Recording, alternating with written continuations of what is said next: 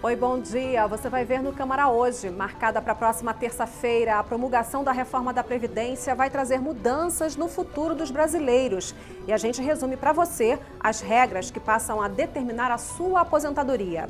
No plenário, a semana também foi marcada pelos debates sobre mudanças na Previdência. Os deputados rejeitaram o recurso e enviaram para análise do Senado as mudanças nas regras para os militares.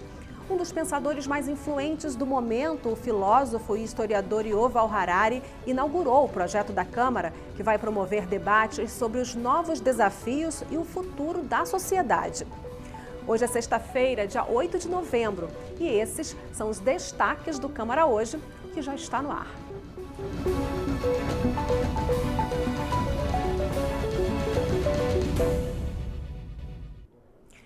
A Câmara dos Deputados lançou nesta quinta-feira o projeto Modernizar, um fórum para pensar o futuro e debater os desafios a serem enfrentados pela sociedade. O idealizador do fórum é o presidente da Câmara, Rodrigo Maia, e o ex-ministro da Educação, Mendonça Filho, é o curador-geral. A Câmara é a casa do povo. E o povo mudou. A palestra de abertura, transmitida ao vivo pela TV Câmara com tradução simultânea, foi a do escritor e professor de História da Universidade Hebraica de Jerusalém, Yuval Noah Harari. Entre seus best-sellers estão 21 lições para o século XXI, Homo Deus, uma breve história do amanhã, e Sapiens, uma breve história da humanidade. Questionado pelo advogado e professor Ronaldo Lemos, Harari começou falando de Sapiens. O que nos torna únicos é a capacidade de cooperar de forma flexível. Harari também falou sobre a aparente contradição entre globalismo e nacionalismo. A única forma de garantir a saúde dos seus cidadãos é lutar contra a inteligência artificial ou ameaças ecológicas trabalhando através da cooperação global. Um dos pontos altos foi o alerta à classe política. Políticos não devem proteger empregos, e sim pessoas. Não é que os empregos vão sumir, alguns empregos vão sumir, novos empregos vão surgir e muitos trabalhos vão mudar. Então o problema maior vai ser de retreinar as pessoas rapidamente e repetidamente para adaptar aos novos empregos. Ele arrancou risos da plateia quando citou o caso da China, onde testemunhou que mendigos se adaptaram. Eu estava andando pelas ruas, vimos um mendigo. E você não pode dar dinheiro para o mendigo, porque você não tem moedas e notas, né? Então ele está lá com um sinal, ele tem um código de barra, você pode pegar o seu celular e transferir com o equivalente ao WhatsApp chinês para ele. Quer dizer, até o mendigo teve que adaptar. Sobre o acesso a dados individuais, Harari disse que é o grande produto da modernidade, para o bem ou para o mal. Se você pensar sobre câncer, usualmente, as pessoas descobrem que tem câncer quando eles começam a se sentir mal.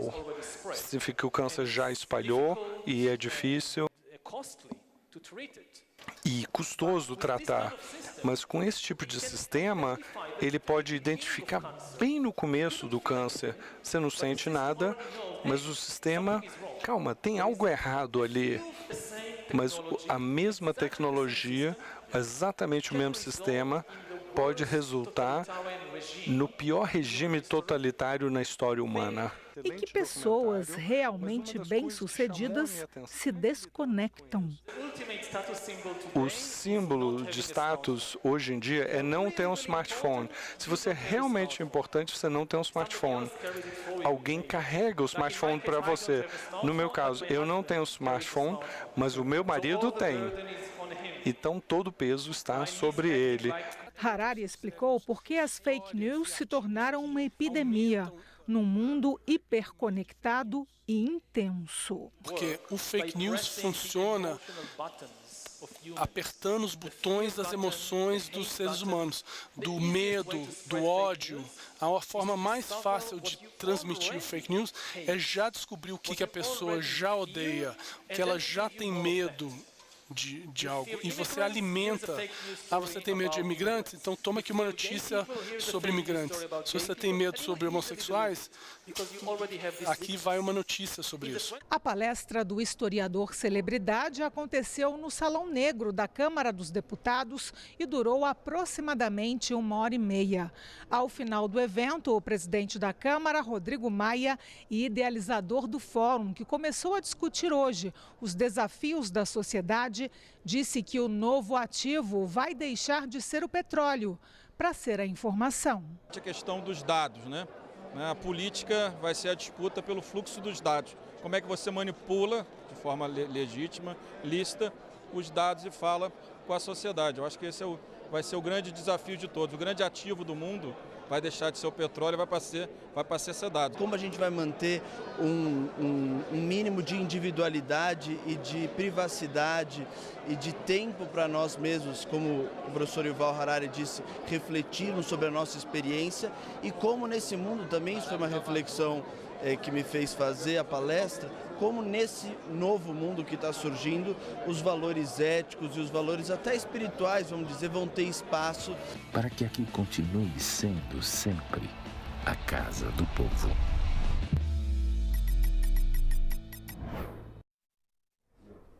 Olha, 2 meses já se passaram desde que a primeira mancha de óleo apareceu nas praias do Nordeste. Em pouco mais de 60 dias, o óleo já atinge municípios de 9 estados da região.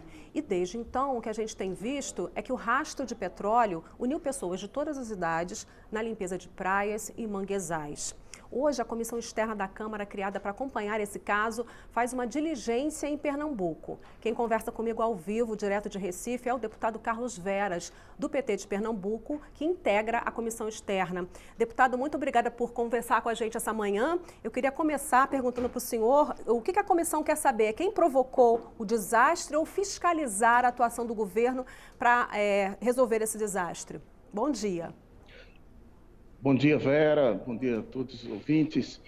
As duas coisas. Nós precisamos que seja investigado, nós precisamos que seja encontrado os responsáveis. Mas, mais do que isso, nós precisamos que as providências sejam tomadas para atender a população que está penalizada, que está prejudicada com todo esse desastre, que nós precisamos ter medidas que atendam para proteger a o nosso meio ambiente, entendeu? Todo o meio ambiente sendo atingido, sendo penalizado. Então, nós precisamos de medidas, de ações do governo federal que possa rapidamente, não pode demorar como tem demorado, para atender essas demandas, tanto de prevenção do meio ambiente, como também de ajuda ao conjunto das populações, seja os pescadores, as marisqueiras, o vendedor de coco, os trabalhadores que trabalham nas praias, que estão prejudicados, que estão aflitos com todo esse processo, todo esse desastre ambiental. Certo. Deputado, e que locais serão visitados hoje pela comissão? Nós estamos agora aqui na Companhia dos Portos, onde vamos conversar com o comitê que está acompanhando todo esse processo. Depois vamos até o Cabo de Santo Agostinho, vamos lá visitar uma das praias, vamos conversar com os voluntários, voltamos à capital e vamos conversar com o governo do estado, vamos conversar com as organizações sociais, com a universidade, e vamos encerrar o dia de hoje aqui na Conferência Nacional do Clima, que está acontecendo aqui na cidade do Recife. Deputado, e uma das preocupações também com o impacto econômico, no turismo aí, nos prejuízos ao turismo local. A visita hoje vai fazer esse levantamento também?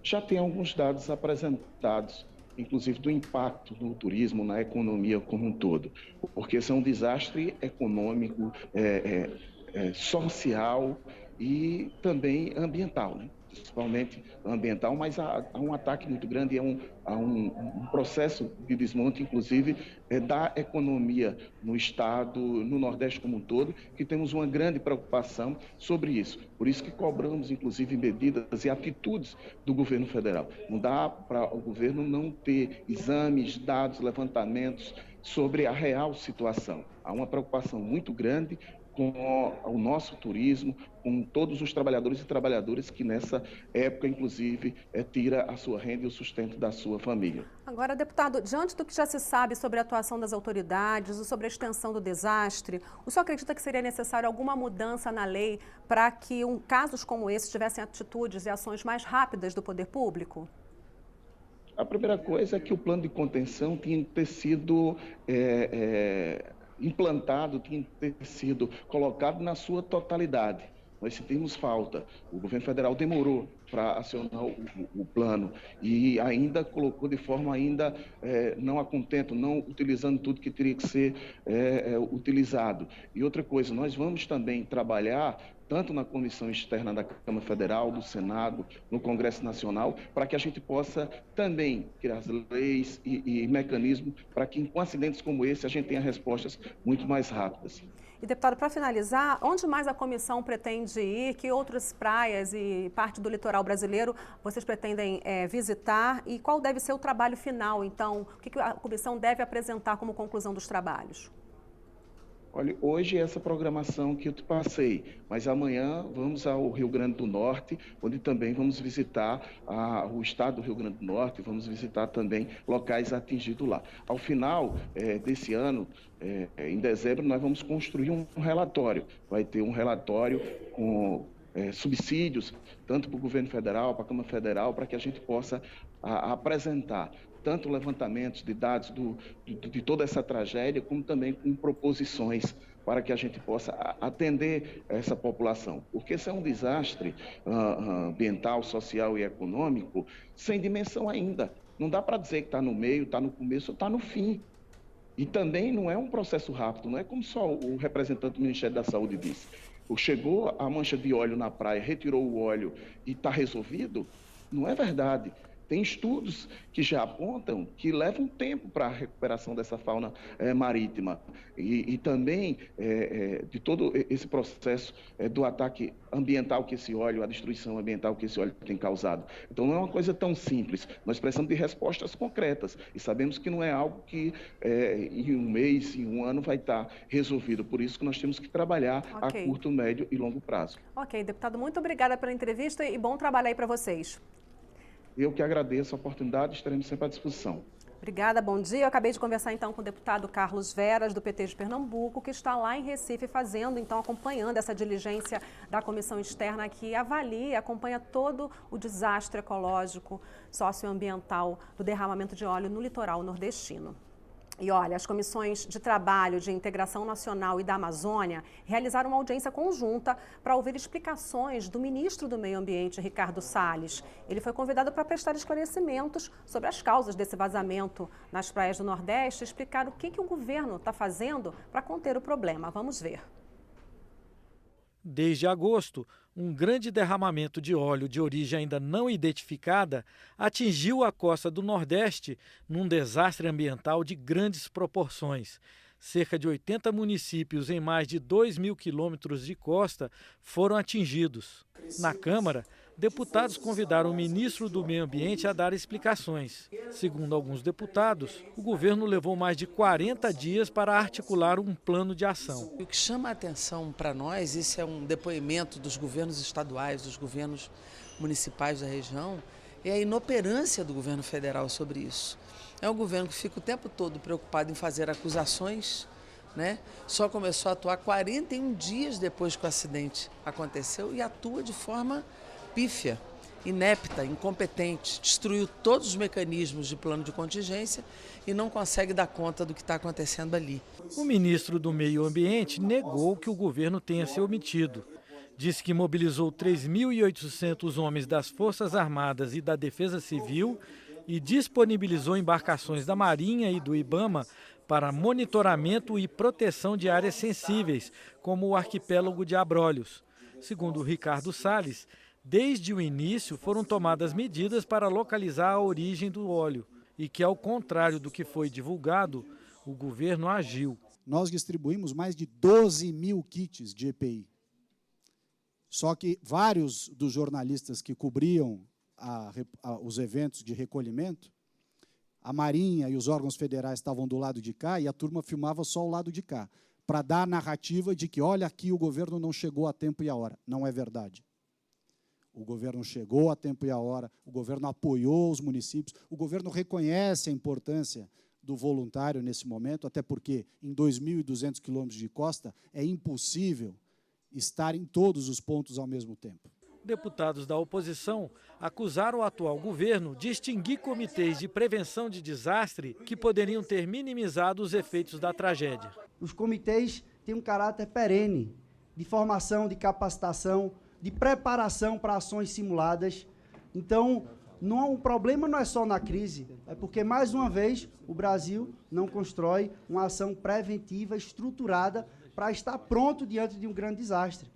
Como isso não existiu, nós vimos o que aconteceu no Nordeste brasileiro. Em resposta, o ministro atribuiu a falta de estrutura de planejamento e recursos a governos anteriores. Grande parte dos problemas enfrentados sobre materiais ou dificuldades orçamentárias decorrem de uma coisa: nós recebemos um Estado quebrado. Não nos legaram um Estado pronto para responder.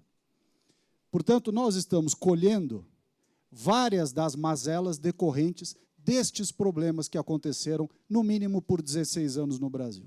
E no horário estipulado por ele, interrompeu sua participação e deixou a audiência, sob protestos de deputados. Vai se encerrar a audiência pública Ministro. assim? Presidente, é assim que vai se encerrar a audiência pública? São quantos os inscritos ainda? O gesto do ministro dividiu os deputados. Foi feito um acordo que ele ficaria até as 2 horas. Já são 2 horas e 10 minutos, ele passou e avisou, foi absolutamente combinado. E é uma audiência em que ele foi convidado. Nem a presidenta da mesa ele respeitou, eu entendo que ele cumpriu a missão dele. Houve aqui uma série de discursos agredindo, desrespeitando, dizendo que era ideológico, mas num jogo do quanto pior, melhor. É lamentável que o ministro se comporte desse jeito. Por quê? Quando a oposição faz um acordo de transformar uma convocação em um convite, espera-se que a vinda do ministro a esta casa não seja uma visita de cortesia.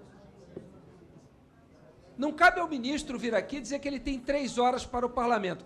Não há nada mais importante que ele tenha para fazer hoje do que prestar contas do trabalho dele. Isso se faz através do parlamento. A presidente da sessão também se manifestou. Eu fui vítima, como todos aqui, de uma saída que não foi muito elegante e cortês. O senhor é uma pessoa educada, elegantíssima, e eu tenho certeza que o senhor se sentiria mal também diante dessa saída que aconteceu aqui. Por mais que houve acordo, por mais que houve justificativa, foi uma saída que podia ter sido mais cortês.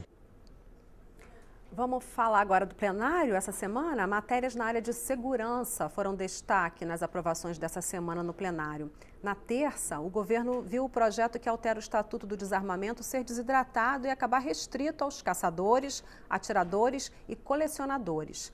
Na quarta-feira, foi a vez dos deputados aprovarem a criação da Polícia Penal. E a reforma na Previdência dos Militares foi enviada para análise dos senadores por decisão do plenário.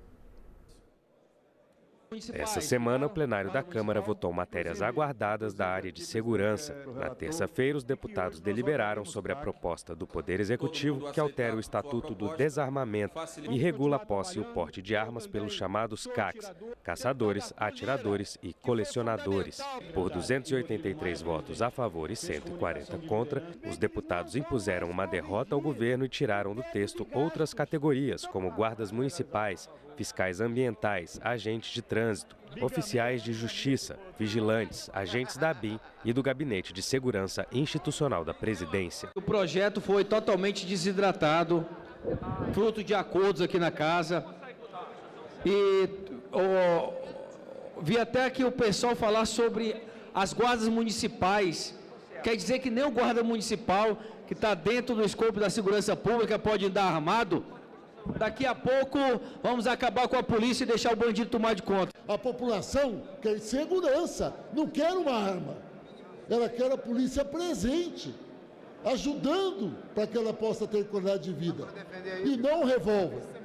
Mas aí, muitos aqui que representam o lobby das empresas que vendem armas, como no resto do mundo, vem com esse discurso de que tem que se liberar armas, tem que ser mais flexível. O projeto que disciplina o uso de armas pelos CACs agora segue para o Senado. Para correr atrás do prejuízo, restou ao governo Bolsonaro uma única opção: enviar ao parlamento um novo projeto de lei, incluindo as categorias profissionais que ficaram de fora do texto. O governo encaminha um novo projeto de lei com as categorias com urgência constitucional. Quando trancar a pauta, vai a voto. Quem tiver voto, vence. Na quarta-feira foi a vez do plenário aprovar outra matéria da área de segurança também muito aguardada, a PEC que cria a Polícia Penal nos âmbitos federal, estadual e distrital e que dá status de polícia a agentes penitenciários. A matéria, que veio do Senado, foi aprovada em segundo turno com o voto favorável de 385 deputados e agora volta para a redação final na CCJ antes de seguir para a promulgação. Representantes da nova categoria aguardaram pelo placar da votação até quase meia-noite e comemoraram o resultado daqui das galerias. Está encerrada a votação. Parabéns a todos. Mais cedo, na quarta-feira, o plenário também aprovou a medida provisória que traz mudanças nas regras de saque do FGTS. Todos os destaques à matéria foram rejeitados. A MP institui a modalidade do saque aniversário, pela qual o trabalhador pode sacar parte do fundo de garantia uma vez ao ano, independente de eventos como demissão ou financiamento da casa própria. Foi mantida no texto a possibilidade de se usar recursos do FGTS em fundos de investimento, mercado de capitais e títulos públicos e privados, desde que com a anuência do Conselho Curador do Fundo. O trabalhador vai poder pedir a antecipação do saque aniversário mediante desconto de ágio. A proposta acaba com a cobrança adicional de 10% no caso de demissão sem justa causa e aumenta de R$ 500 para R$ 998 o valor do saque autorizado para trabalhadores com saldo de até um salário mínimo. A matéria agora segue para o Senado e precisa ser aprovada até o dia 20 deste mês para não perder a validade. Nós tivemos sempre uma prioridade, que foi proteger a liquidez do fundo e garantir que esse fundo possa ter um bom resultado para que os verdadeiros donos desse dinheiro, que são os trabalhadores brasileiros, possam sair de uma realidade que tivemos há bem pouco tempo atrás, de anos sucessivos de prejuízo. Não avança como nós gostaríamos. É importante que a gente ressalte que permanece aqui o monopólio da Caixa, roubando o trabalhador, remunerando a FGTS abaixo de qualquer outra aplicação do mercado. Isso continua não sendo razoável para o trabalhador brasileiro. Ainda na quarta-feira, o plenário abriu mão de analisar o projeto de lei do governo sobre a aposentadoria dos militares, que já havia sido aprovado em caráter conclusivo pela comissão especial criada para debater o tema. O projeto determina que, para ir para a reserva, o tempo mínimo de serviço subirá dos atuais 30 para 35 anos, com pelo menos 25 de atividade militar, para homens e mulheres. As regras também valem para PMs e bombeiros. Por 307 votos a 131, os deputados rejeitaram o recurso que pedia análise em plenário e, com isso, a proposta segue direto para o Senado. Hora de saber como é que ficou a reforma da Previdência, que vai ser promulgada na próxima terça-feira, em sessão do Congresso Nacional. Confira as mudanças gerais que a reforma traz para quem se aposenta a partir de agora.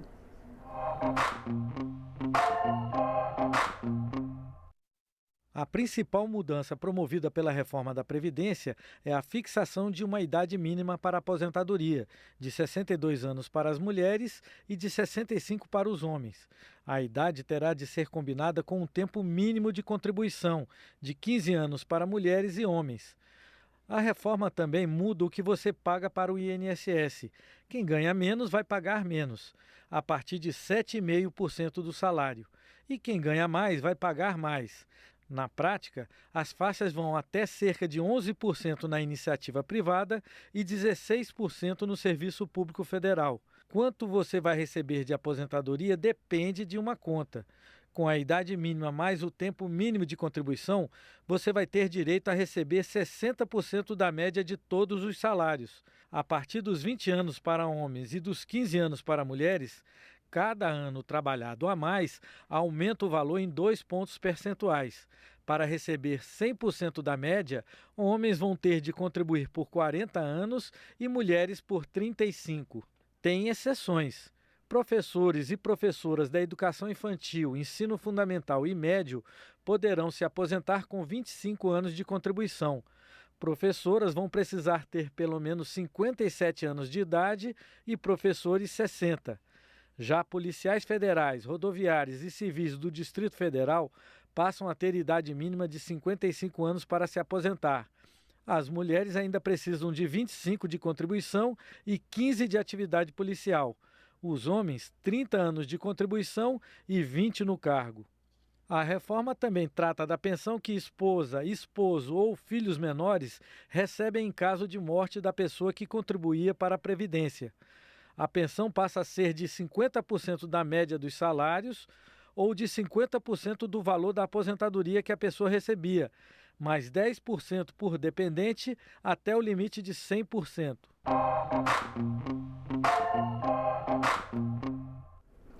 Parte das mudanças que a reforma da Previdência traz foram definidas pelo Senado. Foram alterações importantes feitas depois da votação aqui na Câmara. Veja então que pontos são esses que passam a valer a partir da promulgação.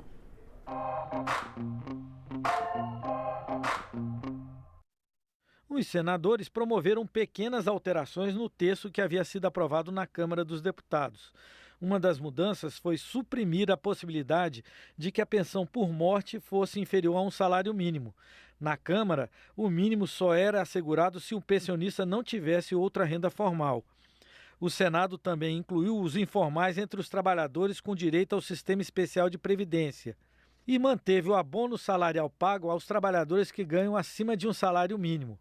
Outra mudança foi a supressão da regra de transição que elevava progressivamente os requisitos para trabalhadores expostos a agentes nocivos conseguir a aposentadoria. Mesmo com as mudanças, o governo calcula que terá uma economia de 800 bilhões de reais nos próximos 10 anos.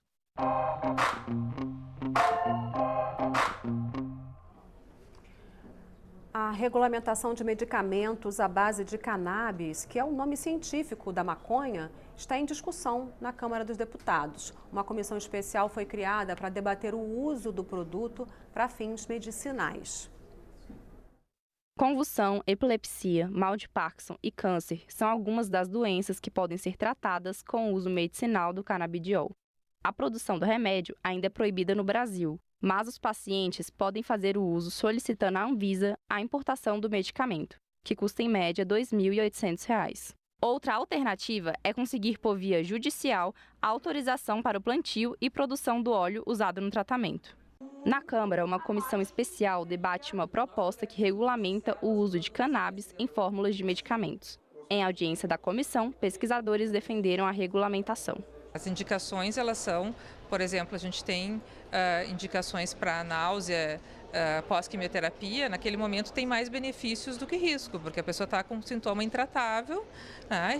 E a gente sabe que tanto a combinação do THC com o canabidiol, ou mesmo até mesmo só o THC sintético até, ele pode diminuir esses vômitos. Então, assim, os riscos e os benefícios dependem da indicação e para que ele está sendo usado. A cannabis tem indicação para muitas doenças diferentes, esse conhecimento está se ampliando nos últimos anos. Eu citaria como mais importantes a epilepsia, o mal de Parkinson, câncer, dores neuropáticas de vários tipos, doenças ligadas à inflamação e, mais recentemente, a evidência de que é importante para combater os déficits cognitivos do envelhecimento. A Agência Brasileira de Vigilância Sanitária tem 2 resoluções em análise para facilitar o acesso a esse tipo de medicamento. Uma para a produção em território brasileiro e outra para comercialização. O diretor-presidente da Anvisa disse à comissão especial que, além de ampliar a distribuição, é preciso garantir um controle de qualidade na fabricação dos produtos. Vai garantir acesso à medicação à população brasileira, à classe médica, com segurança, qualidade e eficácia, que hoje a gente não consegue garantir, nem do produto feito por cooperativas, por pessoas, porque nós não podemos fazer esse tipo de análise e acompanhamento. E o produto importado, apesar de ser importado judicialmente, a gente não tem controle de qualidade da fabricação desse produto. O deputado Paulo Teixeira, do PT de São Paulo, é o presidente da comissão especial. Ele afirma que o projeto de lei é uma questão humanitária e garante acesso aos pacientes que precisam do medicamento. Nós não queremos que essa regulação favoreça só as grandes empresas, os grandes monopólios que vão impor preços altos ao SUS no Brasil. Nós queremos que esse medicamento seja dominado por qualquer tipo de indústria farmacêutica e por essas cooperativas, para que o preço desse produto seja barato e acessível aos pacientes brasileiros. A comissão especial realizou 6 audiências públicas para discutir a regulamentação de medicamentos formulados com cannabis. O relatório final está em fase conclusiva e deve estar pronto até o final do mês de novembro.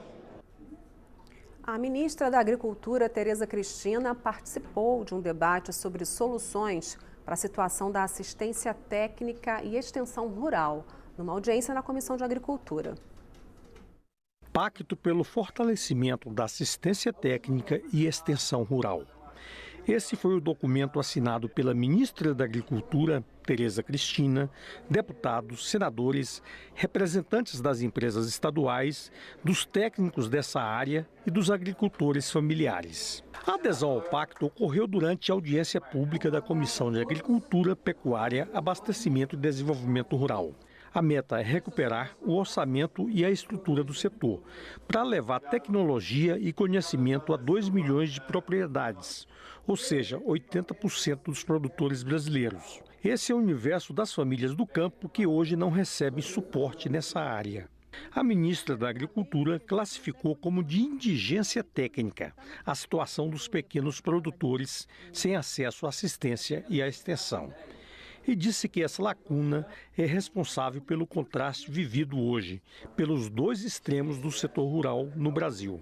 Nós temos uma agricultura comercial que dá um banho, né, de qualidade, de tecnologia, enfim, que está aí em todos os países do mundo exportando, e aí nós temos esse buraco, aí, essa lacuna entre o agricultor que não recebe nada, que muitas vezes está lá naquela propriedade, né, alguns produzindo muito mal, e ainda temos os assentados, que muitos ainda estão recebendo cesta básica para ficar lá na propriedade rural. Nos últimos anos, as entidades públicas de assistência técnica e extensão rural estão sofrendo realmente um desmonte, sofrendo com a sua estrutura e, no entanto, 80% dos produtores rurais continuam sem essa assistência técnica tão necessária e que traz o desenvolvimento econômico para o país, resolve problemas sociais do campo.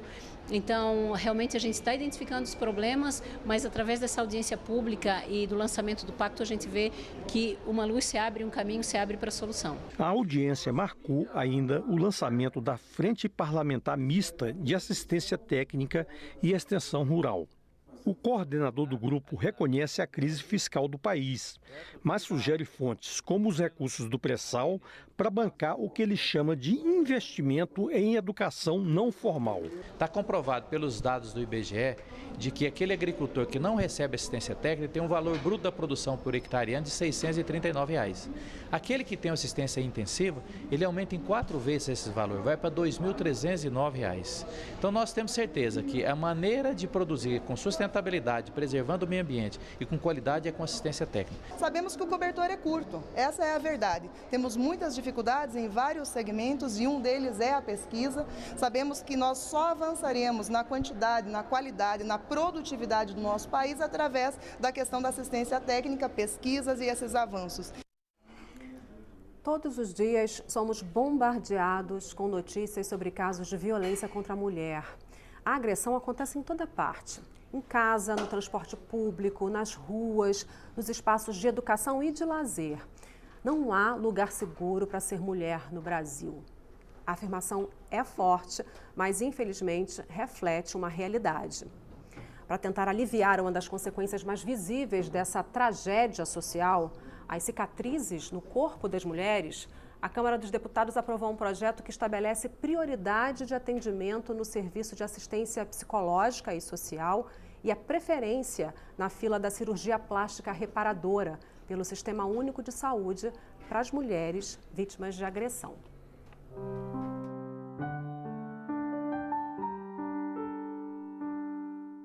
Com 52 anos, Pete é casada e tem 3 filhas. Quem ouve a voz tranquila da cabeleireira que mora em Sobradinho, cidade a 25 quilômetros do centro de Brasília, nem imagina o que ela passou na adolescência. Apareceu um jovem se dizendo apaixonado por mim. e me querendo a qualquer custo. Até o dia que eu fui levar os meus 3 irmãos pequenos, né? Eles tinham entre 5 e 6 anos, levei para a escola. Ao chegar em casa, uns 20 minutos após chegar em casa, estava eu ajudando minha mãe com a cozinha, com as tarefas domésticas, quando ele sobe o apartamento com as crianças. E aí vira para minha mãe e diz, passei na escola, estava sem água e as crianças estavam lá sozinhas, não tinha mais ninguém. E eu falei para eles que eu era seu genro, que eu podia trazer. Enquanto a minha mãe entrou para o quarto, ele chegou até perto de mim onde eu estava, na pia. Estava lavando louça, não dei a menor atenção para ele. Ele levantou um casaco jeans e mostrou uma pistola, uma 765, onde ele mesmo falou, isso aqui é uma 765. E se você não fazer uma mochila agora, falar para sua mãe que me ama, que está apaixonado por mim, que vai morar comigo, amanhã seus irmãos aparecem mortos. Eu entrei em pânico, não consegui dar nenhuma palavra, olhei para os meus irmãos e para minha mãe, entrei para o quarto, fiz a mochila e desci calada. Pete passou 8 dias em cárcere privado.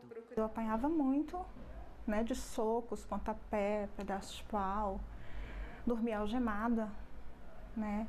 Ele me batia 3, 4 horas seguidas até eu perder as forças. Até que conseguiu fugir. Quando eu cheguei na porta da casa da minha tia, que era próxima à casa da minha mãe, e quando a moça abriu o portão, eu entrei correndo do jeito que eu estava, machucada, descalça, eu cheguei lá descalça. Sem 2 dentes na boca e muito machucada, Pete contou com a ajuda da mãe para procurar atendimento em um hospital público da região.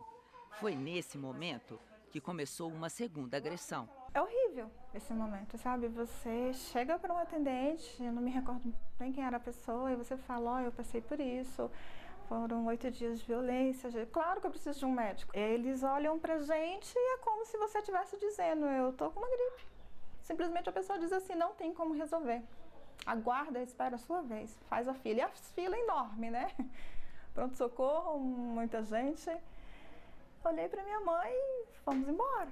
É justamente para amparar mulheres que passam por situações parecidas que a Comissão de Seguridade Social e Família aprovou o projeto que prevê prioridade para atendimento no Sistema Único de Saúde de mulheres vítimas de agressão e que passem a apresentar qualquer deformidade ou deficiência que tenha sido atestada por um laudo médico. A gente priorizando essas mulheres que são vítimas de violência, que já têm sua autoestima prejudicada, não somente pela violência física em si, mas pela violência psicológica, pelo relacionamento abusivo que sofrem antes mesmo da violência física existir, nós sabemos que elas precisam ter uma prioridade. A proposta prevê ainda que o Executivo promova campanhas periódicas de orientação e publicidade institucional, distribuição gratuita de remédios durante o pré e o pós-operatório, encaminhamento para a clínica especializada dos casos indicados,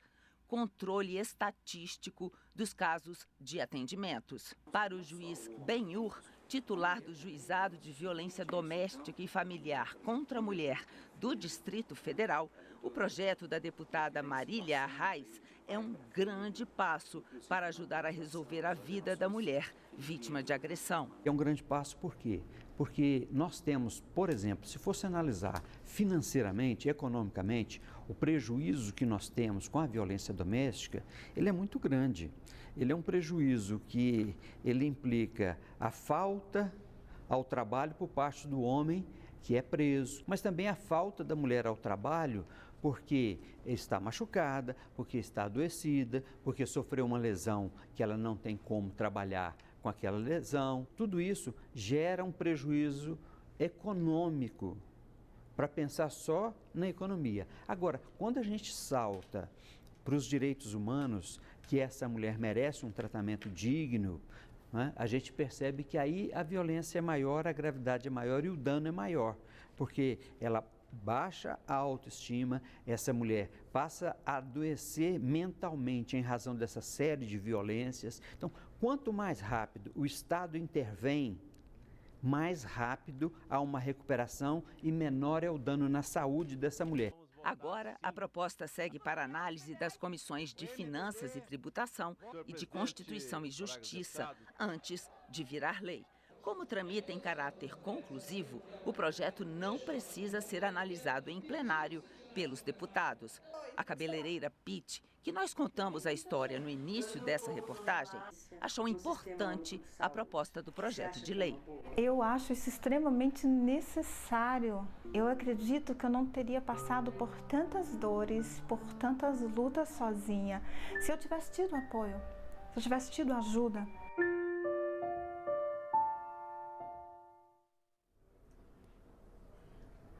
Vamos acompanhar, então, a trajetória desse projeto aqui na Câmara, né?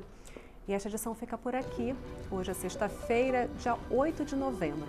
Agora, aqui em Brasília, 9h42. Ótimo fim de semana para você.